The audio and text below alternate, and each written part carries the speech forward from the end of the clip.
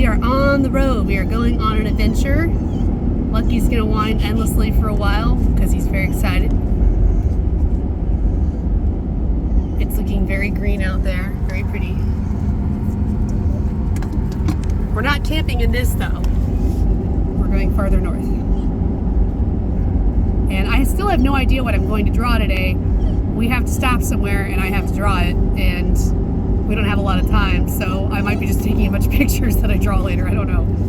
There's just elk hanging out. Yeah, just causing a traffic jam. I don't even know what we're in. What town are we in? Strawberry? No, we're in Pine. We're in Pine. And now they're just running across the street. There they go. One of them's a bull. He's got some horns. Oh yeah, I see him. Yeah. I feel like I'm at Yellowstone. Where? Oh yeah, there we go. We are almost to our destination. Looks a lot different than desert around here now. In here, oh my God, there's so many. There's tons. There's so many. Oh, down on this side. Yep. Sheesh. Well, if you ever want to know where all the elk are, apparently it's right here. Yeah. So this is where we were going to camp, and they apparently have not opened the road for the season yet. So now we're coming up with a new idea. We seem to have found one camp spot that's not behind a closed road sign, just in the nick of time. Lucky is very ready to be out of the car, as you can tell. Okay, so I don't know if you guys can see this at all. I'm gonna find out later. Maybe I'll be able to do a little editing on this video.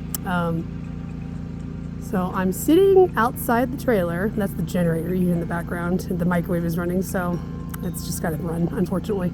And I'm using my headlamp to light up this tree that has the moon behind it. So I'm going to attempt to draw this. It's going to be mostly ink, and then I'll use like maybe a little bit of watercolor, just slight bit to give some color to things. It's going to be this is an experiment for sure. So, and I think what I'm going to use to fill in most of the black is I have a Sakura Pigma brush pen. It has the same ink as the Micron pens. I don't really like the brushes on those pens, but they have that same ink, so it's really nice when I need to fill in like a large area, which is what's going to happen here. So this is going to be very interesting.